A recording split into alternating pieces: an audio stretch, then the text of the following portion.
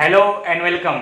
आज हम लोग जा रहे हैं मैग्नेटिक फील्ड फाइंड करने due to a circular current carrying loop. ठीक है, इससे पहले हमने स्ट्रेट वायर के लिए फाइंड किया था और उससे बहुत सारे क्वेश्चंस भी किए थे। तो अब हम लोग थोड़ा अपना शेप चेंज करते हैं और अब हम आए हैं सर्कुलर लूप पे। ठीक है, तो देखो मैंने यहाँ पे एक सर्कुलर लूप लिया है जिसका रेडियस r है और इस सर्कुलर लूप के चलते या इस सर्कुलर करेंट कैरिंग लूप के चलते हम लोग मैग्नेटिक फील्ड फाइंड करेंगे उसके सेंटर पे। कहां पे हम लोग फाइंड कर रहे हैं? इसके सेंटर पे। तो मान लीजिए कि इस लूप का सेंटर O था, इसमें करंट I है और करंट जो आपका फ्लो कर रहा है वो फ्लो कर रहा है इन एंटी क्लॉकवाइज डायरेक्शन। ठीक है, और ये जो मेरा सर्कुलर लूप है वो इस बोर्ड के प्लेन में ही है, वो इस बोर्ड के प्लेन में ही रखा हुआ है। ठीक है, चलिए तो अगर मेरे को इस लूप के लिए फील्ड फाइंड करना है सेंटर पे तो हमको यूज करना पड़ेगा बायोट-सैवर्ट लॉ, क्योंकि हमारे पास एक ही टूल्स है। तो उस टूल्स को यूज करने के लिए आपको इस पे एक छोटा सा करेंट एलिमेंट भी लेना पड़ेगा। तो मैंने मान लिया कि ये आपका एक छोटा सा करेंट एलिमेंट है जिसका लेंथ था dl। ठीक है, और इस छोटे से करेंट एलिमेंट के चलते इस सेंटर पे जो मैग्नेटिक फील्ड बनेगा dB वो आपका कितना आएगा? Mu not by 4 pi I dl sine theta divided by R square. आपको अगर थोड़ा सा बायोट-सैवर्ट लॉ याद हो तो ठीक है, या लिखना कि from Biot Savart law, from Biot Savart law. Okay, very good. तो ये आपका आ गया magnetic field due to this current element is mu not by 4 pi I dl sine theta by R square. अब यहाँ पे थीटा क्या होता था कि angle between direction of dl vector and r vector. तो r वेक्टर तो आपका ये हो जाएगा कि हमको फील्ड फाइंड करना है सेंटर पे, तो इस करंट कैरिंग एलिमेंट को आप इसके सेंटर से कर दो ज्वाइन। तो आपको यहाँ पे दिख रहा होगा कि इन दोनों के बीच का जो डिस्टेंस है स्मॉल r वो कितना हो जाएगा? हो जाएगा equal to the radius of the circular loop. तो आपका स्मॉल r हो जाएगा equal to radius of the loop. Okay, अच्छी बात है। अब हमको फाइंड करना होगा डायरेक्शन ऑफ dl वेक्टर। तो हमने क्या बोला था कि जिस तरफ होता है करंट का डायरेक्शन उस तरफ होता है dl वेक्टर का डायरेक्शन। तो ये आपका सर्कुलर लूप है इसलिए टेंजेंशियल कहां जाएगा? आपका dl vector will be tangential. देखिए ये आपका होगा डायरेक्शन ऑफ dl वेक्टर। ये मैंने बनाया है direction of dl vector tangential होगा और करंट आपका था एंटी क्लॉकवाइज, इसलिए यहां से इस तरफ आ रहा होगा, पॉइंट कर रहा होगा। अब ये आपका हो गया dl वेक्टर और ये आपका रहा होगा r वेक्टर। तो देखिए जो आपका r वेक्टर है वो है आपका सेंटर से मिला हुआ और जो आपका dl वेक्टर है वो है टुवर्ड्स टेंजेंट। और हमको पता है कि टेंजेंट और इस रेडियस के बीच में कितना होता है? एंगल 90 डिग्री होता है।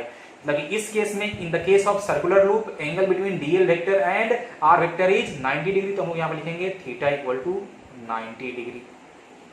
सबको है समझ में ना? तो ये आपका हो जाएगा mu not by 4 pi I dl sine 90 degree and divided by आपका ये जो स्मॉल r था वो आपका हो जाएगा कैपिटल R, मतलब रेडियस ऑफ द लूप। तो हो जाएगा ये r का होल स्क्वायर।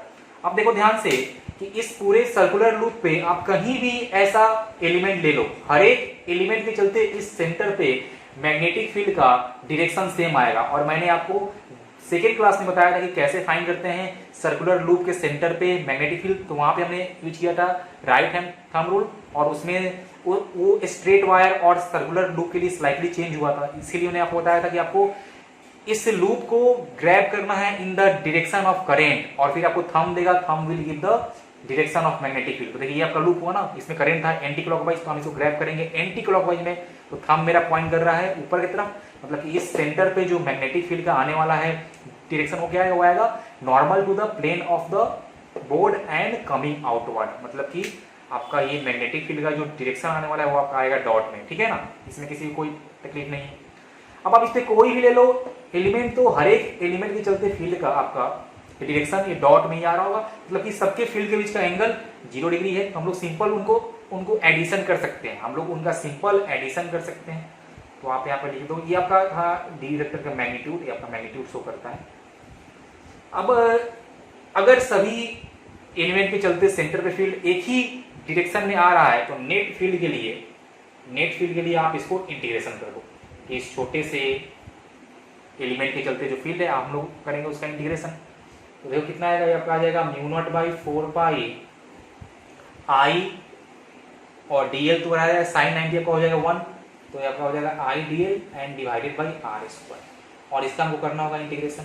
अब सब लोग ध्यान से देखो कि इस इंटीग्रेशन में mu naught by 4 pi constant, I constant and capital R भी कांस्टेंट, क्योंकि कैपिटल आर क्या है, ये आपका रेडियस है, रेडियस ऑफ द लूप, और होना भी चाहिए, क्योंकि देखिए यहाँ पे इस सर्कुलर लूप पे जितने भी एलिमेंट लोगे सबका क्या आएगा, सबका डिस्टेंस इस सेंटर से रेडियस के बराबर ही आएगा, मतलब कि किसी भी एलिमेंट के लिए ये जो आर था वो चेंज नहीं कर रहा है, सबके लिए ही आएगा इक्वल टू रेडियस। तो आपका रेडियस हो जाएगा कांस्टेंट, तो यहाँ से हम लोग उसको ले लेंगे बाहर, जो भी कांस्टेंट था आप उसको ले लो बाहर, तो हो जाएगा mu not by 4 pi I by capital R square and integration of DL.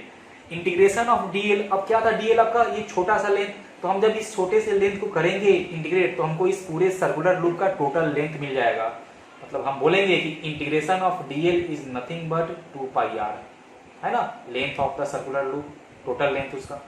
तो देखो यहाँ से जो फील्ड आएगा वो आएगा आपका mu not by 4 pi I by R square into 2 pi R, समझ में आया ना। देखिए यहाँ से आर हो जाएगा कैंसल आउट, तो आपका हो जाएगा mu not by 4 pi into I by R into 2 pi.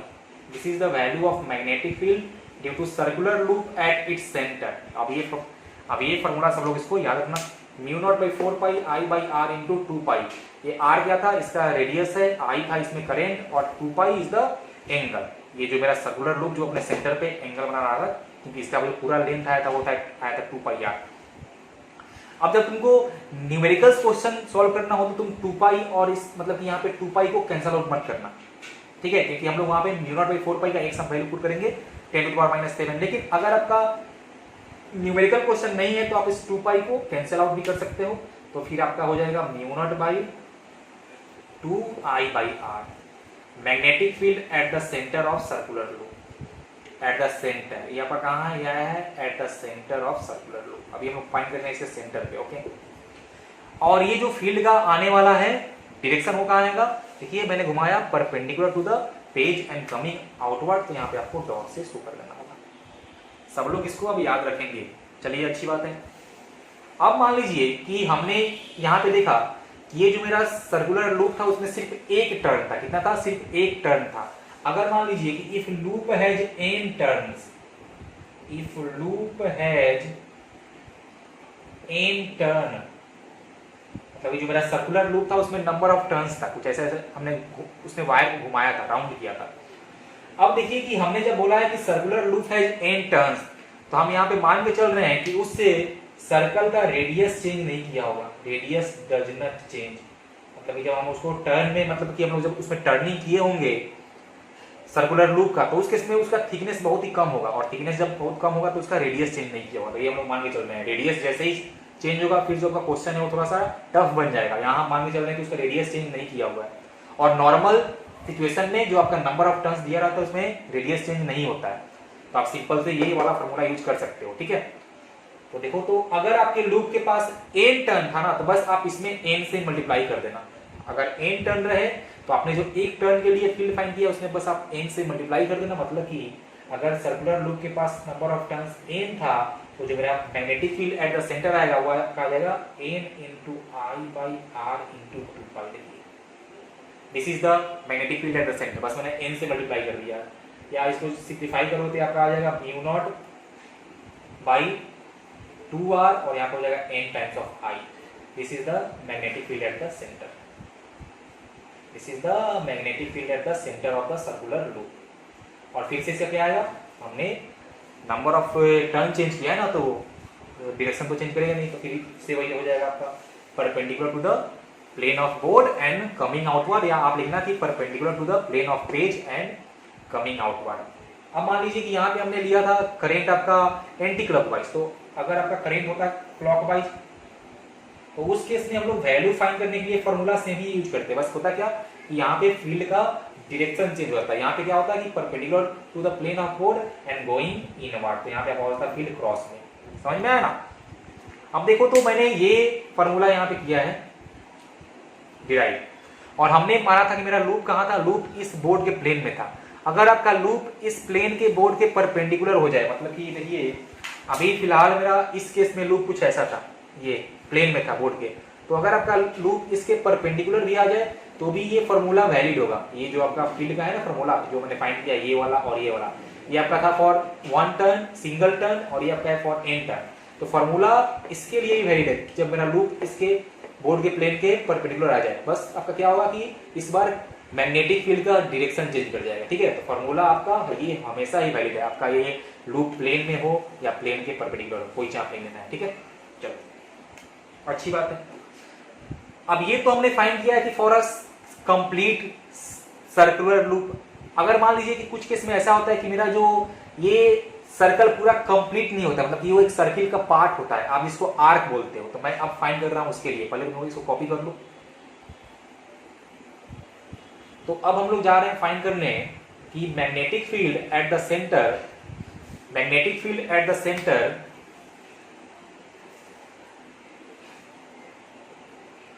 at the center of a circular arc, circular arc, ठीक है ना। मतलब ये कुछ ऐसा रहेगा, देखिए ये सर्कुलर आर्क है, कंप्लीट सर्कल नहीं है। हमने मान लिया इसका रेडियस r था, ये सेंटर O हो गया, इसमें करंट I था, ठीक है। और आपको इस सेंटर पे फाइंड करना है नेट मैग्नेटिक फील्ड। अब बताइए तो क्या होगा।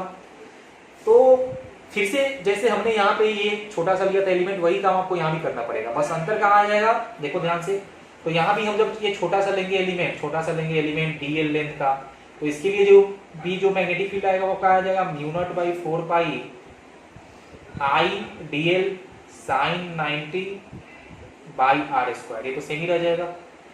तो आपका हो जाएगा μ0/4 पाई I dl/r²। ये आपका आ गया dv। तो हमको नेट फील्ड फाइंड करना है, तो हम करेंगे इसे है ना इंटीग्रेशन ऑफ dv। तो देखिए μ0/4 पाई एंड I/r² कांस्टेंट बाहर आ जाएगा और होगा ओनली इंटीग्रेशन ऑफ dl। अब देखिए कि जब ये एक पूरा कंप्लीट सर्कल था तब आया था इंटीग्रेशन ऑफ dl, मतलब कि total length is 2πr।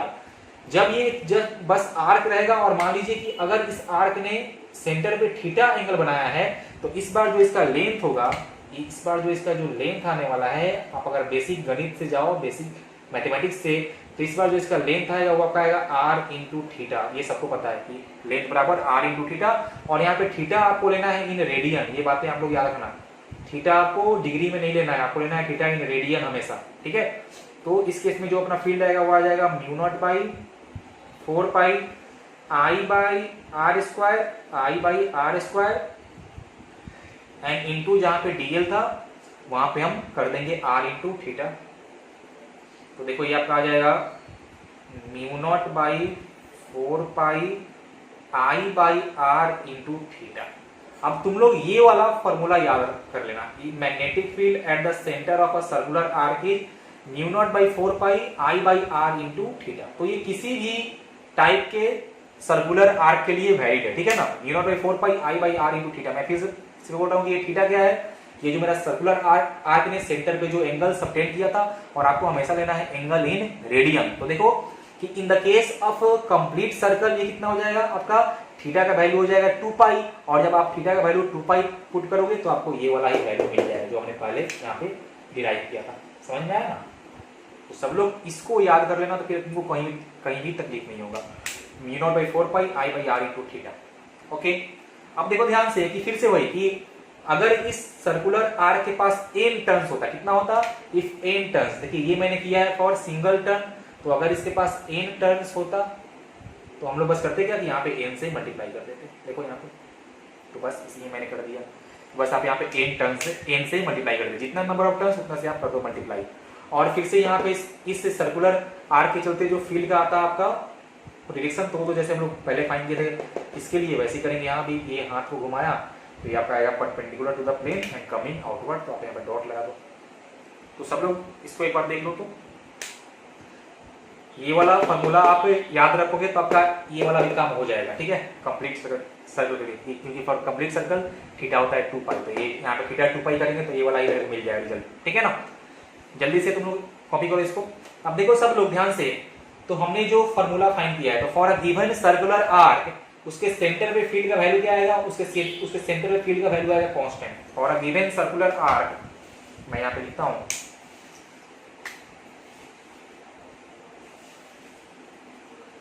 For a given circular arc magnetic field at the center of arc is considered to be constant, considered to be constant। उसके सेंटर पे magnetic field constant हम लोग consider करेंगे, हम लोग मानेंगे। लेकिन इसका मतलब ये नहीं है कि इस सर्कुलर लूप के लिए हर एक पॉइंट पे फील्ड खो जाएगा कांस्टेंट, इसका मतलब ये नहीं होता है, ठीक है। हमने कहा बोला है ओनली सेंटर पे, ओनली सेंटर पे रहेगा कांस्टेंट। आप अगर सेंटर से भटकोगे तो फिर आपका फील्ड का वैल्यू चेंज कर जाएगा। समझ में आया? ओके, चलो जल्दी से तुम लोग कॉपी करो इसको, फिर हम लोग और इसके कुछ क्वेश्चंस करेंगे।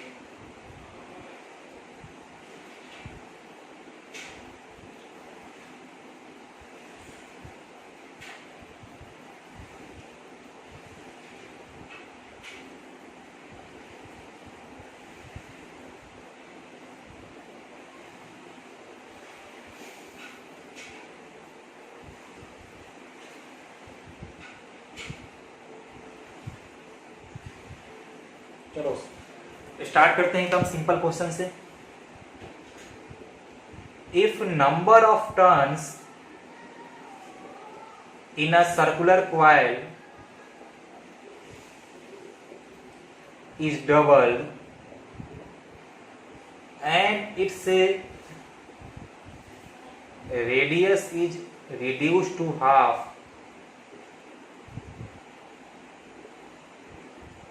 then find a ratio of magnetic field after and before change occurs। सब लोग इस क्वेश्चन को एक बार रीड करो। If number of turns in a circular coil is double, number of turn को हमने डबल कर दिया है और उसके रेडियस को हाफ कर दिया है, तो अब जो चेंज करने के बाद फील्ड बना होगा और जो पहले फील्ड था उसका आपको रेशियो बताना है, ठीक है। तो एक बार देखते हैं कि क्या आया था अपना फील्ड का formula for a circular loop या फॉर सर्कुलर आर्क। तो mu not by 4 pi N I by R into theta, है ना, एंड थीटा इन रेडियन। और यहां पे बोला है सर्कुलर कॉइल, तो सर्कुलर कॉइल बोला है तो आपका जो थीटा होगा वो हो जाएगा 2 पाई। तो देखो सिंपल से आपका यहाँ पे आने वाला है mu nought N I by 2r। This is the magnetic field at the centre. अब एक बात तुम लोग सब लोग याद रखना कि magnetic field due to a circular coil, circular current carrying coil at its centre is directly proportional to the current in the loop. जितना ज्यादा करंट होगा उतना स्ट्रॉन्ग फील्ड होगा। Directly proportional to the number of turns, जितना number of turns होगा उतना ज्यादा field होगा। And inversely proportional to its radius, radius ज्यादा होगा तो उसमें उसके सेंटर ऑफ फील्ड कम होने वाला है, ठीक है। तो चलिए देखते हैं हम लोग। तो हम लोग मान लेते हैं कि पहले लूप में करंट आई था, नंबर ऑफ टर्न्स एन था और रेडियस आर था, और बाद में जो हमको दिया है सिचुएशन उसके अनुसार हमने उसमें नंबर ऑफ टर्न्स कर दिया डबल। करंट के बारे में कुछ मेंशन नहीं किया तो हमने करंट सेम रखा है, करंट सेम रखा है, नंबर ऑफ टर्न्स हो गया 2n और आपका जो रेडियस था हो गया हाफ, तो आपका रेडियस हो जाएगा r/2। तो देखते हैं कि पहले फील्ड कितना रहा होगा b1, तो हो जाएगा mu nought N I by 2r। और बाद में फील्ड कितना आएगा बोलो, देखिए तो बाद में आपका फील्ड आएगा म्यू नॉट और नंबर ऑफ टर्न्स हो गया 2n, तो कर देंगे 2n, करंट तो सेम ही रहा है तो i, एंड बाई रेडियस हो गया है हाफ, तो कर देंगे r/2। देखो सब लोग ध्यान से, तो ये आपका आ जाएगा 4 times of mu nought N I by R, ये आपका हो गया वैल्यू ऑफ B2। अब सिंपली आप यहाँ से देख सकते हो कि B2 बाई B1 इज 4। देखो सब लोग करो यहाँ पे कि B2 बाई B1 आप जब यहाँ पे करोगे सिंप्लीफाई तो आपका वैल्यू आ जाएगा 4। तो this is the answer. Sorry यहाँ B2 कर दो, B2 बाई B1 इज 4। तो ये आपका बहुत ही बेसिक क्वेश्चन है, ये बोर्ड्स में इस टाइप का क्वेश्चन आता है, ठीक है।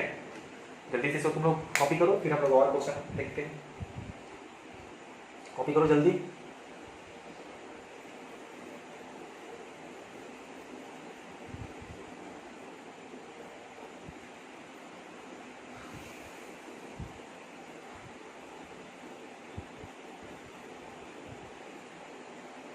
देखो मन की शांति के लिए एक बहुत ही आसान क्वेश्चन कर लेते हैं कि मेरे पास एक सर्कुलर लूप है जिसमें करंट मान लीजिए 2 एम्पियर है और करंट हमको दिया है इन एंटी क्लॉकवाइज इसका रेडियस है 10 सेंटीमीटर और इसमें नंबर ऑफ टर्न्स है मान लीजिए 20। तो आपको इसके सेंटर पे बताना है magnetic field. Okay, magnetic field at centre तो क्या होगा बोलिए, मैग्नेटिक फील्ड एट सेंटर, मान लिया मैंने सेंटर को O। तो देखो तो अभी मेरे को वैल्यूज दिया हुआ है करंट का, रेडियस का और एन का। तो हम लोग इस बार म्यू नॉट बाई 4 पाई को एक साथ लिखेंगे पूरा, इसको हम लोग इस बार सिंप्लीफाई नहीं करेंगे, ठीक है। तो mu not by 4 pi into I by are and into 2 pi, ठीक है ना। This is the magnetic field at the centre और नंबर ऑफ टर्न्स एन था तो यहाँ पे एन से करो मल्टीप्लाई। और कहाँ आने वाला है फील्ड, फील्ड आपका आएगा perpendicular to the plane and coming outward, तो यहाँ पे आप डॉट लगा दो। अब value of mu not by 4 pi in SI unit is 10 to the power -7 into number of turns कितना था आपका 20, करेंट कितना है 2 into 2 pi divided by R कितना है, देखो आर है 10 सेंटीमीटर तो आप उसको चेंज करो मीटर में, हो जाएगा 10 इंटू 10 टू द पावर -2 और जो भी आंसर आएगा वो आपका आएगा टेस्ला में, क्योंकि SI unit of magnetic field is tesla and जो इसका आएगा आपका डायरेक्शन हुआ आएगा perpendicular to the plane coming outward. अब बस तुमको सिंप्लीफाई करना है इसको। तो देखो यहाँ से आ जाएगा 2280 pi divided by 10 to the power -1 into 10 to the power -7 tesla. सब लोग एक बार चेक कर देना ना कैलकुलेशंस, मेरे ख्याल से ये आपका आ जाएगा 8 pi into 10 to the power -5। एक बार सब लोग इसको चेक कर लेना। This is the value of magnetic field at the centre, 8 pi into 10 to the power -5 tesla and direction is perpendicular to the plane and coming outward, ठीक है। और देखते हैं एग्जांपल्स। तो इस बार मैंने दो कंसेंट्रिक सर्कुलर लूप लिए हैं। कंसेंट्रिक मतलब कि दोनों का सेंटर सेम होगा एंड दोनों सेम प्लेन में भी है, दोनों ही बोर्ड के प्लेन में है। देखिए यहाँ पे इसका रेडियस है R1, इसका रेडियस है R2, ठीक है। और मैंने शो किया है करेंट का आपका डायरेक्शन, इस लूप में करंट आपका है I1 क्लॉकवाइज में, इस लूप में करंट आपका है I2 एंटी क्लॉकवाइज में। और हमको कुछ इंफॉर्मेशन दिया हुआ है, number of turns in first loop N1 is 25, current I1 is 18 ampere and radius R1 is equal to 10 centimetre. ये हमको दिया है, जो आपका अंदर वाला लूप है उसके बारे में हमको दिया है इंफॉर्मेशन। और हमको दिया है N2 equal to 20, I2 equal to 16 ampere and R2 equal to दिया हुआ है 16 सेंटीमीटर। और बोला है कि फाइंड मैग्नेटिक फील्ड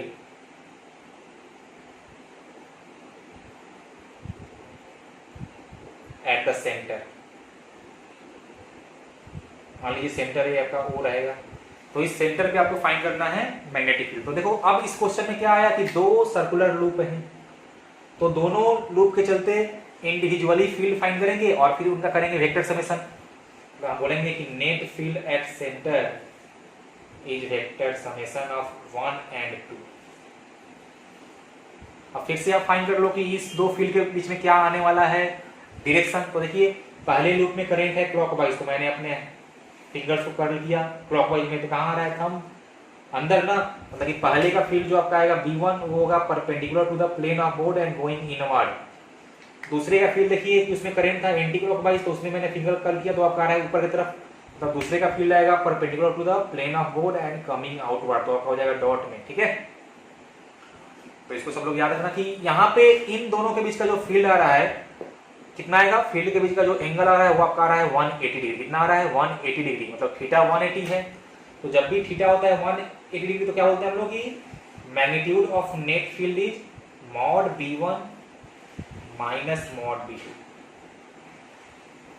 अब सब लोग एक बात यहाँ पे ध्यान देना कि हमने यहाँ पे लिखा है mod B1 minus mod B2। Actual में अब हमको ये नहीं पता है कि ये जो अंदर वाला लूप है उसका फील्ड आने वाला है ज्यादा या बाहर वाला जो लूप है उसका फील्ड आने वाला है ज्यादा, ठीक है ना। तो जिसका भी फील्ड का वैल्यू ज्यादा होगा आप उसको मान लेना B1, मतलब कि पहले उसको रखना और माइनस में रखना कम वाले को, ठीक है। यहाँ पे हमने ये जो अंदर वाला लूप था उसको हमने नाम दिया था 1 1 करके हम लोग कर रहे थे, ठीक है। लेकिन यहाँ पे जो हमने मॉड b1 लिखा है वो हमने लिखा है कि जिसका वैल्यू ज्यादा आएगा, क्योंकि आप उसको रखना पहले माइनस, जिसका कम होगा उसको रखना बाद में, और फिर जिसका वैल्यू ज्यादा होगा इन दोनों में से जिसका वैल्यू ज्यादा आएगा नेट फील्ड भी उसी की तरफ आएगा, ठीक है। और मेरे को जहां तक ऐसा लग रहा है कि यहाँ पे अंदर वाले का ही फील्ड ज्यादा आने वाला है, मतलब कि आपका mod b1 minus mod b2 यहाँ पे सही भी, ठीक है। ओके, चलो देखते हैं, फाइंड करते हैं वैल्यू ऑफ मॉड b1। तो वैल्यू ऑफ मॉड b1 कितना आएगा बोलिए, तो mu not by 4 pi I by R N I by R into theta. और ये तो पूरा कंप्लीट लूप था, तो यहाँ पे हम करेंगे यूज थीटा बराबर 2 पाई। तो चलिए value of mu not by 4 pi कितना 10 to the power minus 7। Okay, number of turns for ये लूप अंदर वाला n1 कितना था 25, तो 25। उसमें करंट कितना था 18, तो 18 इंटू 2 पाई डिवाइडेड बाई उसका कितना है रेडियस 10 सेंटीमीटर ना, तो 10 into 10 to the power minus 2 tesla. और ये कहाँ आने वाला है b1, आपका b1 आएगा क्रॉस में perpendicular to the plane going inward. Okay, इसको करो सिंप्लीफाई, इसको सिंप्लीफाई करेंगे तो यहाँ से आएगा 10 to the power minus 1 minus 6, और ये आपका आ जाएगा 250 एंड 450 ना, तो 450 एंड देखो मैं इसको करता हूँ सिंप्लीफाई, तो यहाँ से आपका आएगा 10 to the power minus 6 into 450 into 2 900 pi, हाँ ठीक है, इंटू टेस्ला। सब लोग एक बार वीडियो को पॉज करो और खुद से इसको चेक करो कितना आ रहा है। या फिर इसको हम लिख सकते हैं 9 pi into 10 to the power minus 4 tesla. तो ये आपका आ गया मैग्नीट्यूड ऑफ b1, और ये कहाँ था, ये आपका था आउटवर्ड में। अब हम लोग फाइंड करते हैं मैग्नीट्यूड ऑफ b2। तो फॉर्मूला तो करेंगे यूज यही वाला आपका सिंपल, ये वाला फॉर्मूला। तो value of mu not by 4 pi is फिर से 10 to the power minus 7 into n2 कितना है इस बार 20, i2 आपका हो जाएगा 16 इंटू 2 पाई डिवाइडेड बाई कितना है था इस बार रेडियस 16 सेंटीमीटर, तो 16 into 10 to the power minus 2, हमने इसको चेंज कर लिया मीटर में, 16 से 16 कैंसिल आउट, ये आपका हो जाएगा देखिए 40 pi into 10 to the power minus 5 tesla, या आप बोल सकते हो इसको 4 pi into 10 to the power minus 4 tesla. और ये कहाँ आने वाला है, ये आपका आने वाला है perpendicular to the plane and coming outward, तो आपका आ जाएगा डॉट में। ये आपका आ गया है मैग्नीट्यूड ऑफ b2। अब देखिए तो हमने b1 भी फाइंड कर लिया, हमने b2 भी फाइंड कर लिया, और हमको साफ साफ क्या दिख रहा है कि magnitude of b1 is more than b2, मतलब कि नेट फील्ड उसी तरफ आएगा जिस तरफ आपका b1 का है डायरेक्शन, मतलब कि अंदर वाले लूप का जिस तरफ है फील्ड का डायरेक्शन, नेट फील्ड भी उसी तरफ आएगा। और वो कहाँ था, वो आपका था अंदर की तरफ, मतलब कि हम लिखेंगे कि mod net field at centre is mod b1 minus mod b2, तो 9 pi into 10 to the power minus 4 minus 4 pi into 10 to the power minus 4, और जो नेट फील्ड आपका आएगा वो आपका आएगा क्रॉस में, क्योंकि क्रॉस ना, एक मिनट, हाँ ये आपका क्रॉस होगा ना, नेट फील्ड आपका आने वाला है क्रॉस में, नेट फील्ड आपका आएगा क्रॉस में, तो 9 पाई माइनस 4 पाई तक आ जाएगा 5 pi into 10 to the power minus 4 tesla and perpendicular to the plane going inward. So this is the value of net magnetic field। सबको आया समझ में ना? देख लो एक बार, इसमें कुछ अगर दिक्कत हो तो जल्दी से इसको कॉपी कर लो, देख भी लो, फिर हम लोग नेक्स्ट क्वेश्चन करेंगे। और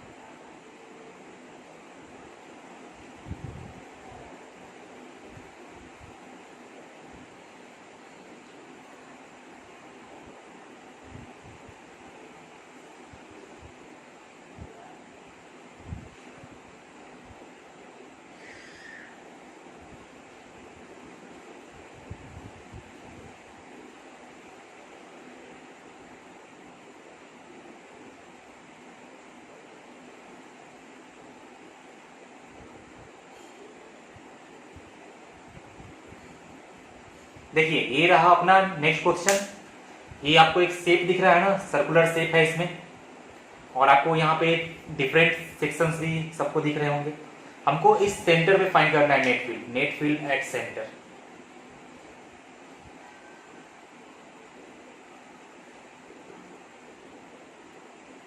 मैं लिखता हूं इसका सॉल्यूशन। तो देखो ध्यान से, तो इस बार इस जो हमको फिगर दिया हुआ है इसमें कितने सेक्शंस है, पहले तो आप वो देख लो कितने डिफरेंट सेक्शन के चलते हमको फील्ड फाइंड करना पड़ेगा। तो सबसे पहले तो सबको दो सेमी सर्कुलर दिख रहा होगा आर्क, देखो तो सब लोग, ये आपको दो सेमी सर्कुलर आर्क दिख रहा है। देखो एक का रेडियस है R1 और एक का रेडियस है R2, और नंबर ऑफ टर्न्स के बारे में कुछ मेंशन नहीं किया, मतलब कि दोनों में सिंगल नंबर ऑफ टर्न्स थे। और करेंट आपका जितना भी सेक्शन है सब में करेंट आई है, सेम करेंट है आई, ठीक है। और करेंट का जो डायरेक्शन है वो भी सबको दिख रहा है। अब देखते हैं कितने सेक्शंस थे। तो एक तो आपका पहला ये वाला सेक्शन अंदर वाला लूप, दूसरा ये सेक्शन है बाहर वाला लूप, तीसरा ये स्ट्रेट वायर और चौथा ये स्ट्रेट वायर। अब ध्यान से देखो तो स्ट्रेट वायर 3 और 4 के चलते जो आपका फील्ड आने वाला है इस O पे या इस सेंटर पे वो आएगा 0। देखो ध्यान से, तो हम लोग बोलेंगे कि magnetic field due to 3 and 4 at O is equal to 0, at O is equal to 0। हमने ऐसा क्यों बोला, क्योंकि देखो वो जो पॉइंट O था वो इस वायर के अलोंग ही लाई कर रहा है, देखो दोनों ही वायर के, ठीक है ना। तो इन दोनों स्ट्रेट वायर के चलते कोई फील्ड नहीं आने वाला है। मतलब सिंपल सी कहानी क्या है कि फील्ड आएगा वो आपका आएगा इससे सर्कुलर जो आपका सेमी सर्कुलर लूप है अंदर वाला और बाहर वाला के चलते। ओके, तो देखते हैं हम लोग। तो बोलेंगे net field at the centre is equal to vector summation of field due to 1 and 2 only. 3 और 4 का आ गया 0। अब देखो तो ये जो सेक्शन 1 था उसका फील्ड कहाँ आने वाला है, उसमें करंट था क्लॉकवाइज, तो आपका फील्ड आएगा inward perpendicular to the plane of board going inward. तो आपका B1 आने वाला है इनवर्ड, और आपका जो B2 आएगा, B2 में करंट कहाँ था आपका, या 2 में कहाँ करंट है आपका, देखो 2 में करंट है एंटी क्लॉकवाइज, तो आपका आएगा perpendicular to the plane and going outward ना। ओके, तो मतलब कि नेट फील्ड फाइंड करने के लिए हमको करना पड़ेगा B1 माइनस B2। अब तुम ध्यान से देखो तो इस दोनों लूप में अंदर वाला और बाहर वाला दोनों में करंट सेम था और नंबर ऑफ टर्न्स एक है, तो नंबर ऑफ टर्न्स भी सेम है। तो फैसला किससे होगा, रेडियस से। तो जिसका रेडियस कम उसका फील्ड आने वाला है ज्यादा। तो देखो तो जो अंदर वाला लूप है उसका रेडियस कम था, तो मतलब उसका फील्ड आने वाला है ज्यादा। तो सिंपल हम लिखेंगे कि net field is mod B1 minus mod B2, और नेट फील्ड उस तरफ आएगा जिस तरफ अंदर वाले लूप के फील्ड का था डायरेक्शन, मतलब कहाँ पे, perpendicular to the plane and going inward. तो नेट फील्ड आपका आने वाला है क्रॉस में। अब बस जल्दी से फाइंड करो value of B1 and B2। तो कितना आएगा B1 देखो तो mu not by 4 pi, current तो I था, I by R1 and into theta होता था ना। तो यहाँ पे ये सेमी सर्कुलर लूप है ना, तो ये अपने सेंटर पे बनाया है एंगल पाई, तो हो जाएगा पाई माइनस। अब आते हैं इससे बाहर वाले के लिए, तो mu not by 4 pi I by R2 and into ये भी बनाया है अपने सेंटर पे एंगल पाई, तो ये हो गया। और नेट फील्ड आपका आ जाएगा क्रॉस में। देखो तो यहाँ से mu naught by 4 pi I into pi एक कॉमन बाहर आ जाएगा, तो यहाँ से आ जाएगा 1 by R1 minus 1 by R2। पाई से पाई कैंसल आउट, तो आपका आ जाएगा म्यू नॉट I बाई 4, और यहाँ का आ जाएगा R2 minus R1 into R2 and this is cross. So this is the net magnetic field at the centre. जल्दी से सब लोग इसको कॉपी करो, ठीक है। और एक होमवर्क लिख लो सब लोग।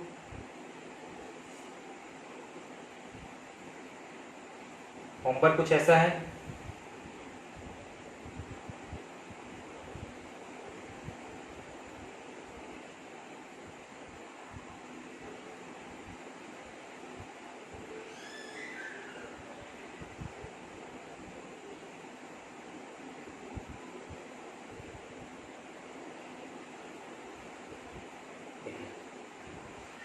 ये एंगल दिया हुआ है थीटा,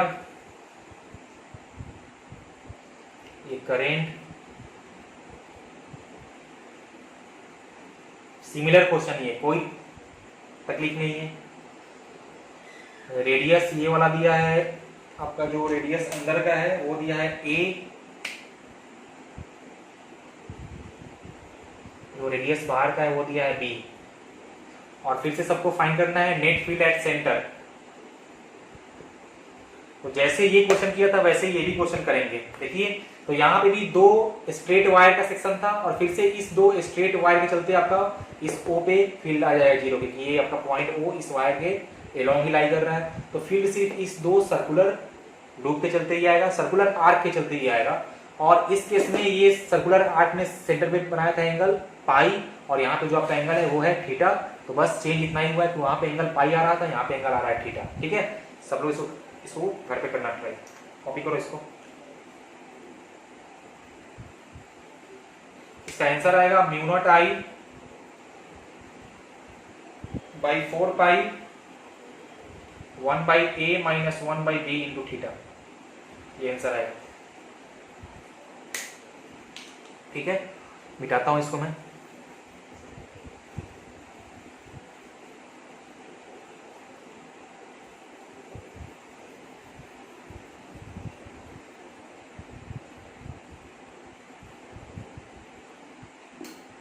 चलो देखते हैं कुछ और questions.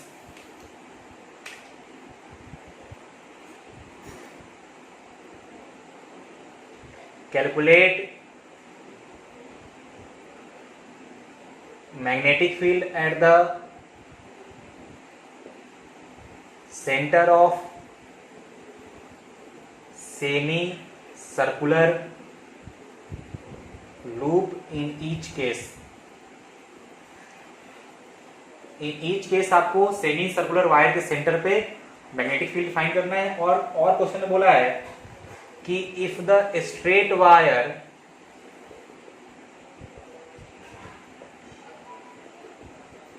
Straight wires of infinite length, जितने भी क्वेश्चन में आपको स्ट्रेट वायर दिखेंगे सबका लेंथ इनफाइनाइट है। ठीक है, तो ये तीनों क्वेश्चन ये पहले लिखो स्टेटमेंट, फिर मैं यहाँ पे डायग्राम करता हूँ ड्रॉ। पहला क्वेश्चन,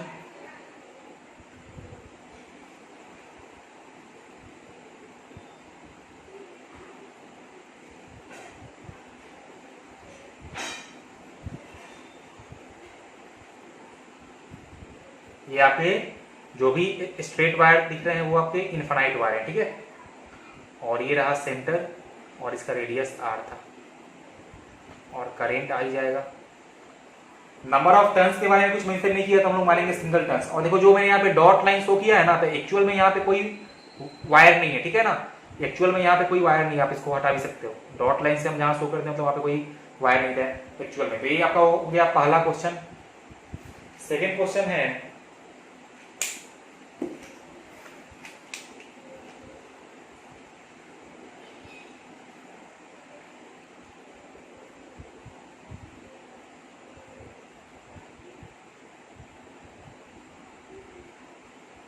थोड़ा सा और अच्छे से करते हैं ड्रॉ। मान लीजिए ये रहा आपका डायमीटर, ये अब ठीक है। सेकंड क्वेश्चन कुछ ऐसा है, ये करंट आई, ये करंट आई, तो इसमें भी करंट आई होगा। ठीक है, और ये इसका सेंटर ओ, और ये रेडियस आर।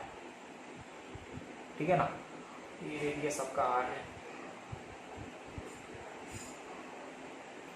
आपको फाइंड करना है फिर से सेंटर पे नेट मैग्नेटिक फील्ड। आप चाहो तो डॉट लाइन से इसको ज्वाइन भी कर सकते हो, इससे अच्छा रहता है। आप इसको डॉट लाइन से ज्वाइन भी कर सकते हो।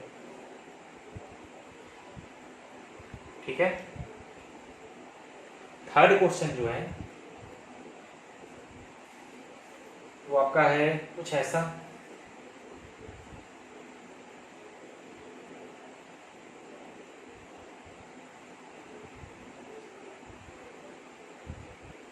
करेंट आई, करेंट आई, करेंट आई, और ये सेंटर, और ये रेडियस आर। इन तीनों केस में तुमको सेंटर ओ पे फाइंड करना है नेट मैग्नेटिक फील्ड। मैं 2 क्वेश्चन करूंगा, पहला और दूसरा, तीसरा तुम लोग खुद से करोगे घर पे। देखो तो पहले केस में हमको फाइंड करना है net magnetic field at the centre O, और हमको क्वेश्चन में बोला है कि जितने भी स्ट्रेट वायर यूज किए हैं सबका सब इनफाइनाइट है, मतलब ये आपका लॉन्ग वायर था, ये आपका लॉन्ग वायर था।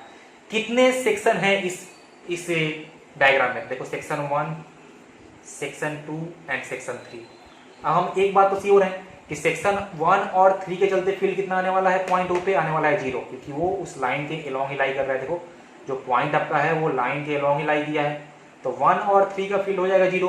भाई सेंटर में फील्ड होगा ओनली ड्यू टू, बोलिए ओनली ड्यू टू 2, मतलब या हम बोलेंगे सेमी सर्कुलर जो आपका लूप है या आर्क है, ठीक है। तो मैग्नीट्यूड कितना आएगा? तो जो आएगा field due to this semi circular arc, तो आपका आने वाला है mu not by 4 pi I by R N into pi. और कहाँ आएगा इसके देखिए, तो ये आपका आएगा, करंट था क्लॉकवाइज, तो फील्ड का आने वाला है direction perpendicular to the plane and going inward, तो आपका आएगा क्रॉस में। या आप इसको सिंप्लीफाई करके और लिख सकते हो कि mu not by 4 I by are and cross में। This is the net magnetic field at the centre, ठीक है। चलो अब हम लोग सॉल्व करते हैं ये सेकंड क्वेश्चन। तुम लोग चाहो तो एक बार खुद से इसको सेकंड वाले क्वेश्चन को तुम लोग एक बार खुद से ट्राई कर सकते हो। देखो फिर से 3 section, section 1, section 2 and section 3। अब इस बार इन तीनों सेक्शन के चलते इस सेंटर पे फील्ड होने वाला है, तो हम क्या लिखेंगे? तो मैं यहाँ पे लिखता हूँ सॉल्यूशन ऑफ क्वेश्चन नंबर 2। तो नेट फील्ड फिर से आपका हो जाएगा वेक्टर समेशन ऑफ 1, 2 एंड 3। और तुम अगर ध्यान से देखो तो तीनों के चलते इस पॉइंट ओ पे जो फील्ड आएगा वो कहाँ आएगा? वो हमेशा आएगा perpendicular to the plane and coming outward. देखो ध्यान से, इस तीनों सेक्शन के चलते इससे सेंटर पे फील्ड कहाँ आएगा? Perpendicular to the plane and coming outward. तो इन तीनों फील्ड के बीच का एंगल कितना है? 0 डिग्री। तो नेट फील्ड कितना आने वाला है? Magnitude of net field is mod V1 plus mod V2 plus mod V3।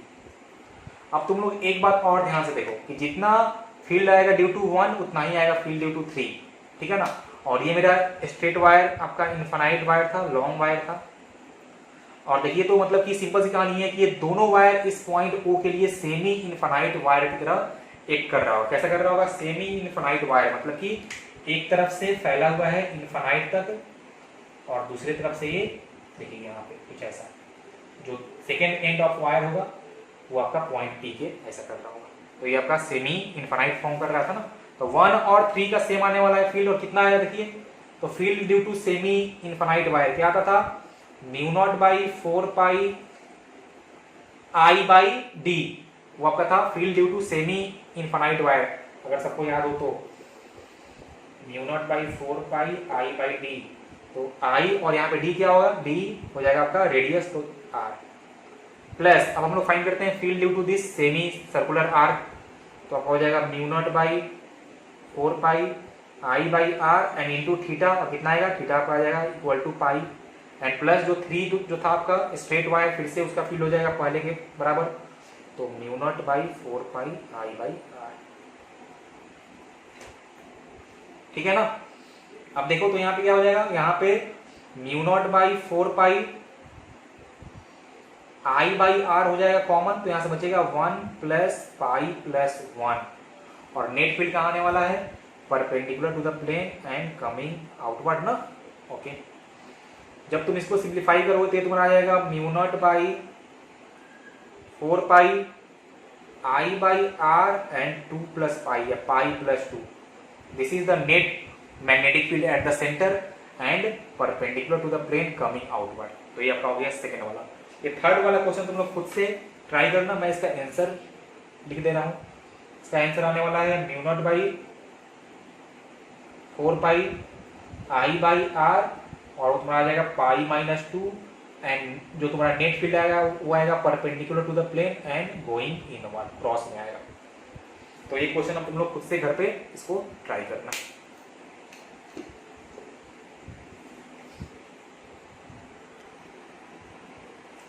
देखो मैंने यहाँ पे 3 क्वेश्चंस लिए हैं, ठीक है, सॉल्व करते हैं हम लोग। तो सबसे पहले क्वेश्चन में एक सर्कुलर लूप है, सबको दिख रहा होगा, और एक आपका इनफाइनाइट वायर है जो कि सबको दिख रहा है, ठीक है। और आपको इस सेंटर पे, इस सर्कुलर लूप के सेंटर पे नेट मैग्नेटिक फील्ड फाइंड करना है। तो पहले आप चेक कर लो, सिंपल सी वही कहानी है कि कितने सेक्शंस बन रहे थे। तो एक तो आपका ये बनेगा स्ट्रेट वायर सेक्शन 1, और एक जो आपका ये कंप्लीट सर्कुलर लूप था वो बनेगा सेक्शन 2। तो net field at centre is vector summation of field due to 1 and 2, यही ना, इसमें कोई दिक्कत नहीं है, ये अपना बेसिक रूल है, ठीक है। अब चेक कर लो कि B1 और B2 के बीच में क्या आने वाला है, डायरेक्शन।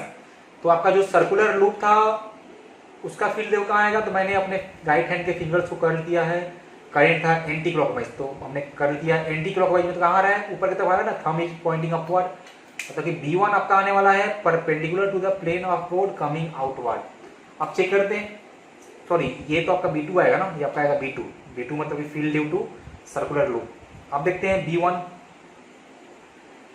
उस स्ट्रेट वायर के चलते, तो करंट उसका कहाँ था, देखो इस तरफ, thumb is pointing in the direction of current and fingers, हमको जिस पॉइंट पे फाइंड करना है, सेंटर पे फील्ड फाइंड करना था उस तरफ।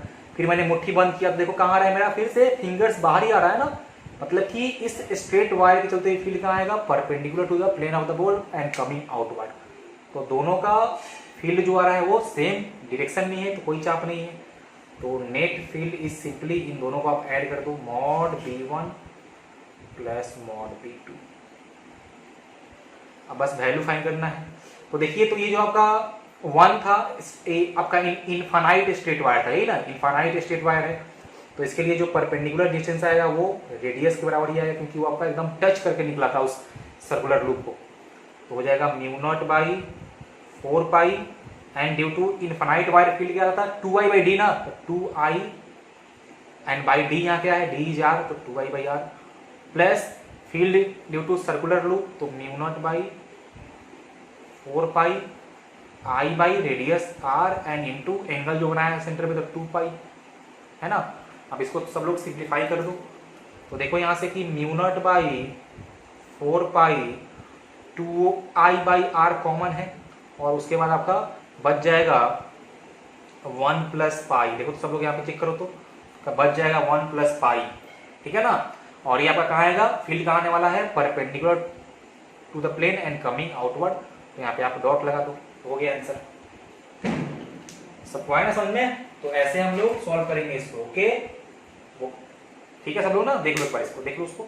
और ये सेकंड क्वेश्चन तुम लोग खुद से घर पे ट्राई करोगे, ये मैं नहीं सॉल्व करने वाला हूँ, बस मैं इसमें हिंट तुमको दे रहा हूँ कैसे इसको सॉल्व करना है। तो इस क्वेश्चन में देखो क्या हुआ है कि इस बार ये जो मेरा यहाँ से यहाँ तक पूरा ये एक वायर नहीं है, इसको 2 पार्ट में हमने किया है डिवाइड। और ये जो गैप है ना, यहाँ पे जो गैप है बहुत कम है। मैंने यहाँ पे इस डायग्राम में थोड़ा सा डायग्राम आपको अच्छे से दिखे, इसलिए मैंने यहाँ पे गैप लार्ज शो किया। हालांकि ये गैप बहुत कम है, लेकिन फिर भी ये वायर आपका लेफ्ट वाला और ये राइट वाला एक साथ ज्वाइन नहीं है, they are separate. Wire 1 and 2 ये दोनों सेपरेट है, ठीक है। तो मतलब ये जो आपका सर्कुलर लूप है उसका एंगल कंप्लीटली 2π आप मान सकते हो। ये गैप बहुत कम है, तो आप मान सकते हो कि इसका पूरा एंगल 2π ही रहा होगा सेंटर पे। अब इस क्वेश्चन में आपको इस डायग्राम में 3 सेक्शंस लेने हैं। 2 सेक्शन आपका ये वायर का, स्ट्रेट वायर का 1 and 2, एंड थर्ड होगा आपका section of the circular loop. अब देखो करना क्या है कि आपका जो ये वायर का सेक्शन 1 and 2 है ना, वो इस बार आपका हो जाएगा सेमी इनफाइनाइट वायर। इस केस में था वो इनफाइनाइट वायर, इस केस में हो जाएगा सेमी इनफाइनाइट वायर। और करंट देख लो कैसे कैसे है, तुम लोग इसको सॉल्व करना। मैंने यहाँ पे आंसर लिख दिया है μ0/2π I/r π-1 एंड क्रॉस में इस बार जो फील्ड का आएगा आपका नेट फील्ड वो आपका आएगा perpendicular to the plane and going inward at the centre. मैंने ये फील्ड फाइंड किया सेंटर पे ही, net magnetic field at the centre. तो आप लोग ये देख लेना। चलो उसके बाद थर्ड क्वेश्चन, ये क्वेश्चन अच्छा है, इसमें थोड़ा सा आपको करना होगा अपना इमेजिनेशन। तो देखते हैं पहले की क्वेश्चन है क्या और क्या क्या हमको दिया है। तो सिंपल सी कहानी तो वही है पहले आपको कि आपको फाइंड करना है नेट फील्ड एट सेंटर। हमको फाइंड करना है net magnetic field at the centre of the ये सेमी सर्कल, ओके। अब सब लोग देखो, एक्स एक्सिस ये रहा मेरा एक्स एक्सिस, ये दिस इज वाई एक्सिस, तुम लोग ध्यान से देखो तो तुमको यहाँ पे जेड एक्सिस भी दिख रहा होगा, और इस जेड एक्सिस के अलोंग मैंने एक वायर ही रखा हुआ। देखो सब लोग ध्यान से, इस जेड एक्सिस के अलोंग मैंने एक वायर ही रखा हुआ। ये जो आपका वायर है ना, ये आपका देखिए ये अच्छा यहाँ पे शो किया है डॉट डॉट डॉट, मतलब ये आपका वायर फैला हुआ है इनफाइनाइट तक, ठीक है ना। यहाँ पे आपका बीच में डॉट डॉट डॉट भी है, तो आपका वायर फैला हुआ है इनफाइनाइट तक, ये आपका जाएगा इनफाइनाइट तक। सब लोग इसको एक बार देख लो, ये आपका जाएगा इनफाइनाइट तक वायर, लॉन्ग वायर है, और ये वायर भी आपका डॉट दिया है तो ये भी जाएगा इनफाइनाइट तक। तो क्वेश्चन में हम मेरे पास एक सेमी सर्कुलर आर्क है और दो स्ट्रेट वायर है। देखिए ये स्ट्रेट वायर 1, ये स्ट्रेट वायर 2, और ये अपना जो सेमी सर्कुलर आर्क है ये आपका हो जाएगा 3 नंबर। ये जो आपका दो स्ट्रेट वायर दिख रहा है ना, देखो ये क्या है, ये पहला वायर था अलोंग जेड एक्सिस ही, और दूसरा वायर इसके पैरेलल है। मतलब कि आपने अगर इसको शो किया है एक्स एक्सिस, इसको आपने शो किया है वाई एक्सिस, तो जेड कहाँ होगा, perpendicular to the plane, perpendicular to the plane, this is Z axis, जो थर्ड मार्कर आपका शो करता है। मतलब ये जो आपका दो वायर है, ये जो आपका दो वायर आपको शो हो रहा है स्ट्रेट वायर, वो क्या है, वो दोनों इस बोर्ड के प्लेन के परपेंडिकुलर हैं। हालांकि हम वैसा इस बोर्ड के प्लेन के परपेंडिकुलर कोई लाइन हम कुछ ड्रॉ नहीं कर सकते, इसलिए मैंने इसको ऐसे शो किया। हालांकि ये है कहाँ, अलोंग जेड एक्सिस। तो ये आपका वायर 1 है अलोंग जेड एक्सिस, और जो आपका वायर 2 था वो 1 के पैरेलल में है। मतलब ये भी आपका कुछ ऐसा ही है, मतलब कि अगर एक वायर कुछ ऐसा है तो सेकेंड वायर कुछ ऐसा है, समझे ना। दोनों पैरेलल एक दूसरे के। अब दोनों में अंतर क्या है, देखो बस ध्यान से, कि पहले वायर में करंट हमने कहाँ शो किया है, देखिए इस तरह, पहले वायर में मैंने करंट शो किया है इस तरफ, और दूसरे वायर में मैंने करंट शो किया है इस तरह। देखिए पहले वायर में करंट है perpendicular to the plane going inward, दूसरे वायर में करंट कैसा है, perpendicular to the plane coming outward. देखो कुछ ऐसा है, ये अंतर है बस। दोनों ही वायर प्लेन के परपेंडिकुलर हैं, करंट बस क्या हो रहा है कि एक में इनवर्ड और एक में अपवर्ड। ओके, तो चलिए, दो वायर अलोंग जेड एक्सिस, आपका ये जो सर्कुलर लूप है ना वो इस बोर्ड के प्लेन में ही है। ये जो आपका सेमी सर्कुलर लूप है ये इस बोर्ड के प्लेन में ही है, मेरा बात तुम लोग समझो। दो वायर आपका बोर्ड के प्लेन के परपेंडिकुलर, जो आपका सर्कुलर लूप है वो इस बोर्ड के प्लेन में ही है। मतलब कि कैसे दिखाया है, एक मेरे पास सीडी था, सीडी कहाँ गया,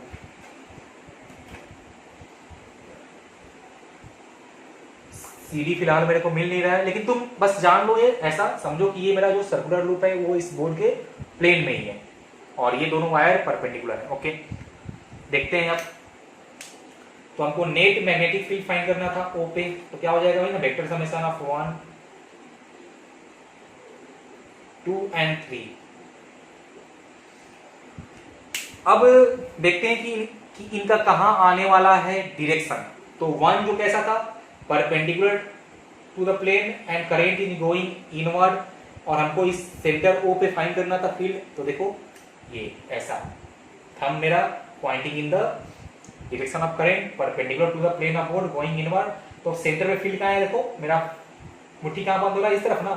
तो मतलब कि सेंटर पे इस 1 के चलते जो फील्ड आपका आने वाला है वो कहाँ आ रहा है, देखो ये आपका आएगा निगेटिव वाई एक्सिस में। कहाँ आने वाला है, निगेटिव वाई में। सब लोग एक बार इसको देखो ध्यान से, इस तरफ आ रहा है ना, तो आपका आएगा निगेटिव वाई एक्सिस में। मतलब कि जो आपका B1 आने वाला है वो आएगा निगेटिव वाई एक्सिस में। आप देखते हैं B2, तो यहाँ पे करंट क्या है, perpendicular to the plane and coming outward ना। तो thumb is pointing in the direction of current, और फिंगर्स जिस पॉइंट पे फील्ड फाइंड करना था, देखो मैंने मुट्ठी बंद किया तो फिर से मेरा फिंगर्स इस तरफ ही आ रहा है। तो B2 भी आपका आने वाला है निगेटिव वाई एक्सिस में ही। B2 भी आपका आएगा निगेटिव वाई एक्सिस में ही। अब देखते हैं B3 का। तो B3 आपका इस एक्स वाई प्लेन में था, तो और ये कैसा है, ये आपका सर्कुलर आर्क है। तो इसका जो होता है रूल क्या, कि आपको राइट हैंड के फिंगर्स को कर्ल कर रहा है इन द डायरेक्शन ऑफ करंट। तो देखो मैंने ये इसमें करंट था क्लॉकवाइज, तो कर्ल किया, तो थंब कहाँ आ रहा है, perpendicular to the plane and going inward, perpendicular to the plane and going inward. तो जो आपका B3 आने वाला है वो आपका आएगा perpendicular to the plane and going inward, और इसको आप बोल सकते हो निगेटिव जेड एक्सिस, इसको आप बोल सकते हो negative Z axis. Perpendicular to the plane coming outward is positive Z axis, perpendicular to the plane going inward is negative Z axis. देखो ये मेरा हो गया फील्ड का डायरेक्शन।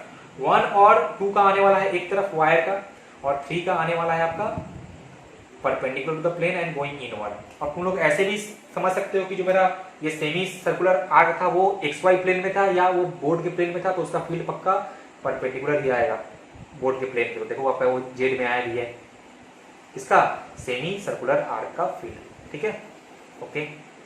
अब करते हैं हम लोग आगे, चलो फाइंड करते हैं अब value of V1 V2 and V3। अब तुम लोग अगर ध्यान से देखो तो जितना आएगा field due to straight wire 1 उतना ही आएगा field due to straight wire 2, क्योंकि दोनों ही उस पॉइंट O के लिए कर रहे होंगे। एक था जस्ट सेमी इनफाइनाइट वायर और दोनों में करंट सेम था, और दोनों से इस पॉइंट O का सेपरेशन भी सेम था, और कितना आएगा वो आएगा इक्वल टू रेडियस। देखो सब लोग वो आएगा इक्वल टू रेडियस। तो मतलब कि V1 और V2 कितना आने वाला है mu not by 4 pi I by R, क्योंकि field due to semi infinite wire कितना आता है mu not by 4 pi I by D। तो ये आपका हो गया V1 V2। अब हम लोग फाइंड कर लेते हैं V3। तो आपका आ जाएगा mu not by 4 pi I by radius R and into जो सेंटर पे ये बनाया होगा एंगल, तो सेमी सर्कुलर लूप है तो बनाएगा एंगल पाई, है ना। तो ये आपका हो जाएगा पक्का। सब लोग इसको ध्यान से देखो। अब हमको फाइंड करना है वेक्टर समेशन। तो आपको मैं बोल रहा हूं कि इस बार आप आंसर फाइंड करो I, J और K कैप में। आप फाइंड करो आंसर I और J और K में। तो V1 कितना आएगा, देखो V1 आपका आ जाएगा mu not by 4 pi I by R, और कहां था V1 निगेटिव वाई एक्सिस में, तो आपका हो जाएगा यहाँ पे माइनस J कैप। मैंने आपको यहाँ पे I, J और K में फाइंड करने के लिए बोल रहा हूँ इसलिए क्योंकि ये आपका क्वेश्चन आता है ऑब्जेक्टिव क्वेश्चन में, तो वहां पे आपका फील्ड जो दिया रहेगा वो I, J, K में दिया रहेगा। ठीक है, तो माइनस J कैप।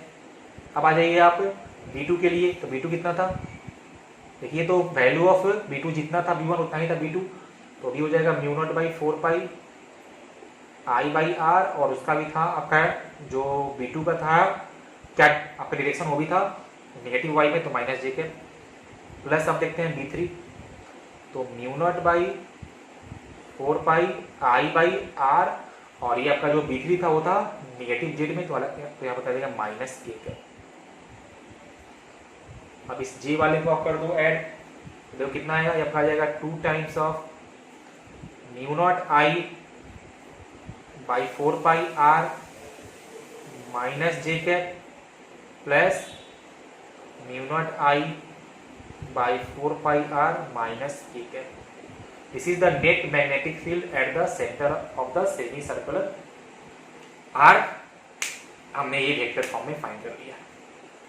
ये क्वेश्चन काफी अच्छा था, इसमें थोड़ा सा आपको जो वायर एक्चुअल मैंने लिया था कि आपका 2 वायर था जेड के लॉन्ग, और एक मेरा जो लूप था वो था XY प्लेन में। तो बस कुछ नहीं, आपको अगर बेसिक आइडिया आता है और थोड़ा सा आप अगर अपना यूज करते हो पावर ऑफ इमेजिनेशन, तो सारे क्वेश्चन सॉल्व हो जाएंगे। ठीक है, तो आज के लिए बस इतना ही। हम लोग मिलते हैं नेक्स्ट क्लास में, तो इस टॉपिक पे और भी आगे हम लोग जाएंगे, और जो भी क्वेश्चंस मैंने दिया है तुम लोग इसको सॉल्व कर लेना। फिर हम लोग मिलते हैं नेक्स्ट क्लास में। तक के लिए टाटा बाय एंड सबा खैर।